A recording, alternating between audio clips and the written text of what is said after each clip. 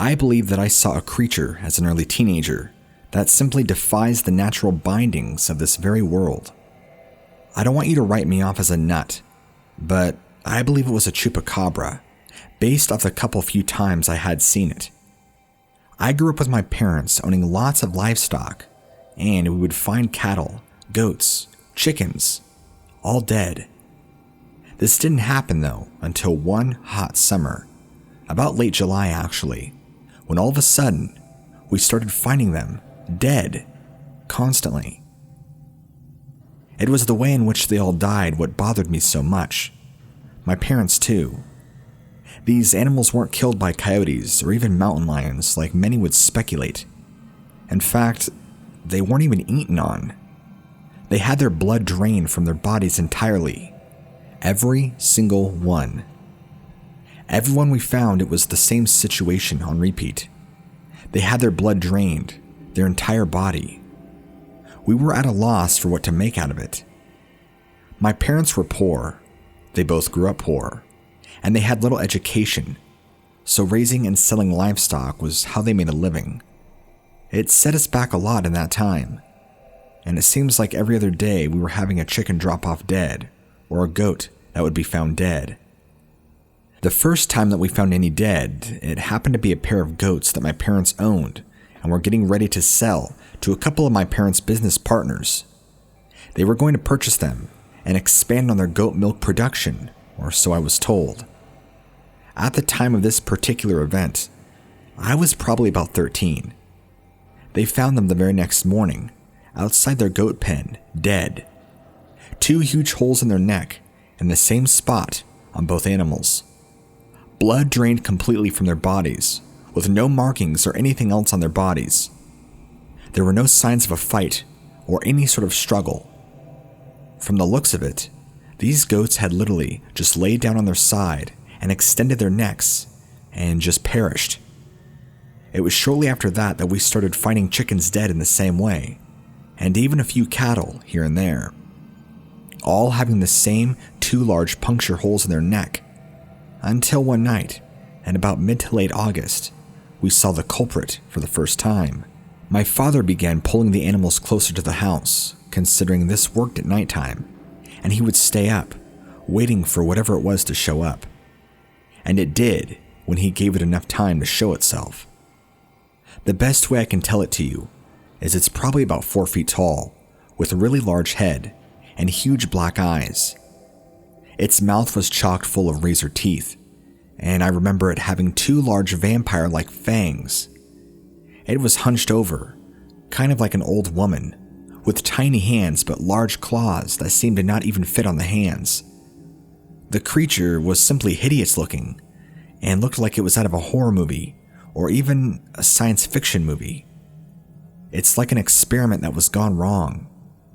If I had to try and piece together in the animal kingdom, I would say it kind of reminded me of a tiny human, mixed with a naked mole rat, mixed with a gray alien. That description does it piss poor justice, but I'm trying to give you somewhat of an idea, because there's not really an accurate picture of a representation of this thing. If this is truly what a chupacabra is, then they are far more elusive and dangerous than we previously thought. At the time, I didn't know this was a chupacabra. I just thought it was some sort of creature that was preying on our livestock. Every night, it would just keep coming back for more and more and more. My father had shot at it multiple times, swearing, doing everything he could to try and block it off, but it just kept coming back. There were even times where I swear he hit it right in the back of the head with his gun, but it didn't even budge. It would just run off. When it would run, I remember it running on all 4s, but when it would stand or walk around, it was only on 2. The thing was freaky looking. That's all I remember. Being 13, I don't have as many memories as I wish I would of it.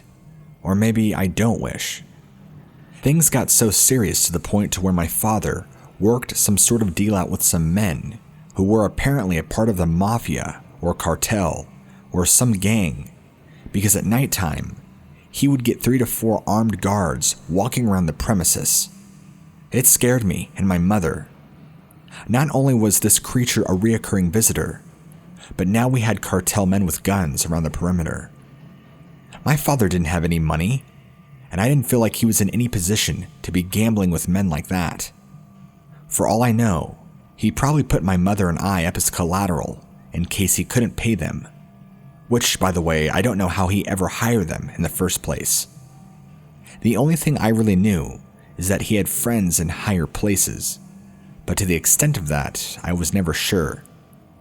My dad was kind of a man who was always incognito, especially with his friend circle.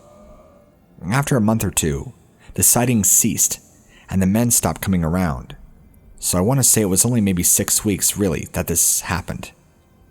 Life ended up going back to normal after some time, and fast forward, I eventually moved away for college and moved out of the state. My parents still live there though, and they're still doing the whole livestock thing and selling it. My dad doesn't outright talk about it, and I haven't asked about it in a long time, but it has probably been left for good, or so I hope. So, I'm emailing you because I got some crazy stuff to talk to you about. Part of my family owns a ranch, and they're selling it and moving out here to the east to start over. Why is that a big deal? Because they've had that ranch for over 20 years, and you'll never believe what is going on over there. They're finding their animals dead, with the blood sucked out of their necks. I kid you not. They are panicked so much that they're moving their operations from West Texas to out here in New York State. I don't know what kind of animals they had or what animals they raised, but I know they had lost over 17 of their horses from this same creature. My uncle, who is a firm believer in Bigfoot, considering that he's had 3 to 4 accounts of his own which are terrifying, I'll have to get him to send you his stories. He's seen this creature, and luckily for him, he's a huge cryptozoology guy, so he knows firsthand what he's dealing with. He knows that this is a chupacabra, based on what he has seen himself and the research he has done in the past. He has tried killing this thing with traps, bullets, you name it. Nothing seems to stop it. It's already claimed over 17 of their horses, as I just told you, and this creature is getting more and more hostile, venturing further and closer to his family. He was very prideful at first, claiming he wasn't going to let it take over. But after losing so many and risking so much, he's now really starting to see the big picture, rethinking the safety of his family. I wish I had more to include for you, but it's the only thing I know, and he's the only person I know that's actually dealing with a first-hand account of a real-life chupacabra. This occurred last month. In the midst of all the quarantine craziness, I saw a very bizarre creature that I never would have imagined seeing in my life. This was in a rather secluded hunting area in thick, piney woods. This was around the Sam Rayburn Lake in Texas. I rightfully decided to take some time to hike around because I was just getting far too stir crazy, being at home with COVID and everything. I had full plan to set up a tent and everything after the sun had gone down. It wasn't totally pitch black yet, but it was getting there. Light and visibility had gotten far more poor, and that's when I began to hear something around me. Poking its head out from the thicker brush, about 50 feet away, was a face that I couldn't quite discern right away, but then realized quickly that it was not human. It had very large black eyes, and then it opened its mouth and revealed its sharp teeth and what appeared to be oversized canine fangs. That's when it jumped out of the brush on all fours and took off in the opposite direction. I only saw the body momentarily, but it was weird looking. It had a large alien head, because that's what came to mind at the time, but the body was like that of a hairless cat. By the way, if you have ever seen that breed of cat, they're hideous, at least in my opinion. The body reminded me of a cat.